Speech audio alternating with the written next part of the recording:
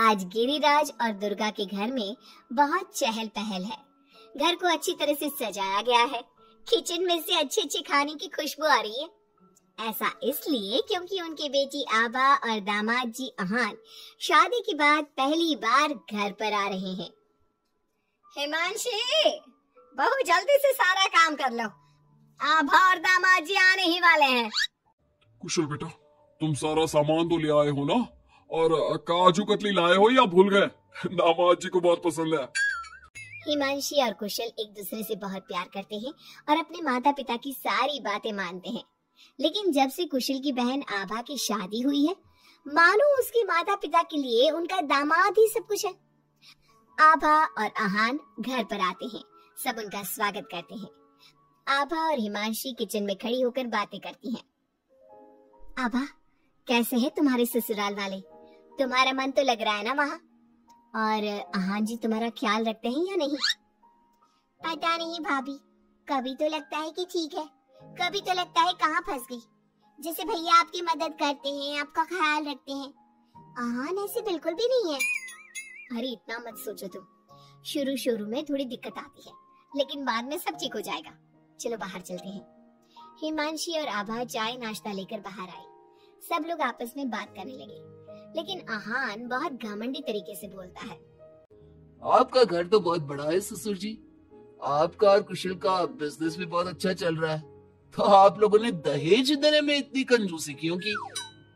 अरे दामाद जी, कैसे बात कर रहे हो? आपके परिवार ने जिस जिस चीज की मांग की थी वो सब हमने आपको दिया है। अगर किसी चीज की फिर भी कमी रह गई है तो बता दीजिए। कुछ चीजें बिना मांगे भी तो दी जा सकती है ससुर जी। अहान, अगर तुम्हें कुछ और चाहिए तो बता दो, हम तुम्हारी सारी इच्छा पूरी करेंगे। अहान प्लेट से बिस्किट उठाकर बोलता है। मांगने से दिया तो क्या दिया, वैसे भी आप लोग मेरी डिमांड कभी पूरी नहीं कर पाओगे। आभा और अहान अपने घर चले गए। उनके जाने के बाद कुशल कहता है। मम्मी, हमने आभा की शादी गलत घर में तो नहीं कर दी?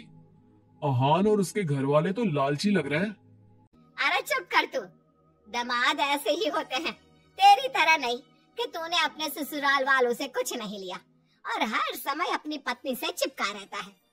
ऑफिस से थका हारा आता है और अपनी पत्नी के साथ घर के कामों में मदद करता है।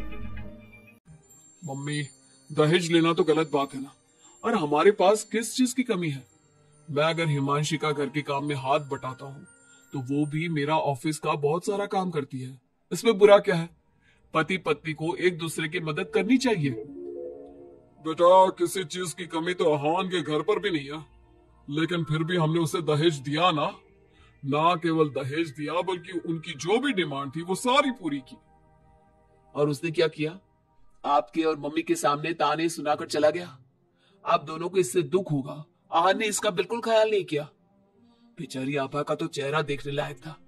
कितनी शर्मिंदा हो रही थी वो अपने पति की बातों से।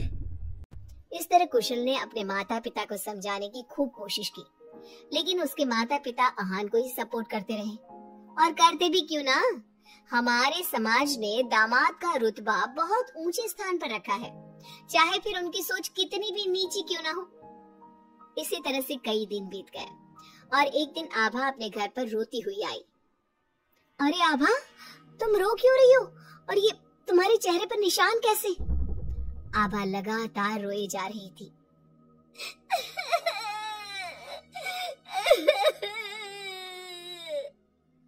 अरे बता मेरी बच्ची, क्या हुआ है तुझे? मत रो इस तरह, मेरा तो दिल बैठा जा रहा है। क्या हुआ है बेटा? हिमांशी और दुर्गा के बार बार पूछने पर आभा ने बताया। मम्मी, मुझे अहान ने बहुत मारा है। क्या? दामाद जी ने तुझ पर हाथ उठाया? लेकिन क्यों? वो रोज शराब पी कर आते और मुझे मारते, लेकिन आज तो उन्होंने हद ही कर दी। क्या अहान जी शराब पीते? ये बात तो उनके घर वालों ने बताई नहीं थी। अरे कौन अपने बच्चों की कमियां बताता है? आने दे तेरे पापा को, वही बात करेंगे अहान और उसके घर वालों से। शाम को जब गिरिराज और कुशल घर पर आए तो उन्हें आभा का चेहरा देखकर बहुत गुस्सा आया, लेकिन वो करती भी क्या? आखिर अहान घर का दामाद है। पर आभा के चेहरे पर चोट के निशान देखकर कुशल से चुप नहीं रहा गया। कुशल ने फोन करके आहान से बात की। आहान, तुम्हारी हिम्मत कैसे हुई मेरी बहन पर हाथ उठाने की? तुम्हारी बहन घर में किसी की बात नहीं सुनती, जो उसके मन में आता है वही करती है। अब तुम ही बताओ, मैं कैसे चुप बैठ सकता हूँ? अगर वो किसी की बात नहीं सुनेगी तो तुम उस पर हाथ उठाओगे? मैं तुम्हारी तरह नहीं कि अपनी पत्नी के पीछे पीछे घूमता रहूं। अगर तुम्हारी बहन जरा भी टेढ़ी चली ना तो मैं उसे इसी तरह से मारूंगा। ये बोलकर आहान ने फोन काट दिया। ये सुनकर कुशल को बहुत गुस्सा आया। कुशल ने कहा, अब आभा अपने ससुराल नहीं जाएगी। आपने उसकी शादी गलत इंसान से कर दी। वो आदमी आभा के लायक ही नहीं है। अरे पागल हो गया है क्या? अपनी शादीशुदा बहन को घर पर बिठाएगा? लोग क्या कहेंगे? मम्मी, आपको अपनी बेटी की चिंता है या लोगों की? आहान हमारा दामाद है और घर में छोटे मोटे झगड़े तो होते ही रहते हैं। हमें इन बातों पर ध्यान नहीं देना चाहिए। हम आहान के माता पिता से बात करेंगे। आभा को आहान बिल्कुल पसंद नहीं था, लेकिन उसके माता पिता समाज के डर से उसे बार बार आहान के घर पर भेज देते थे। इस बार भी आभा को अपने ससुराल जाना पड़ा।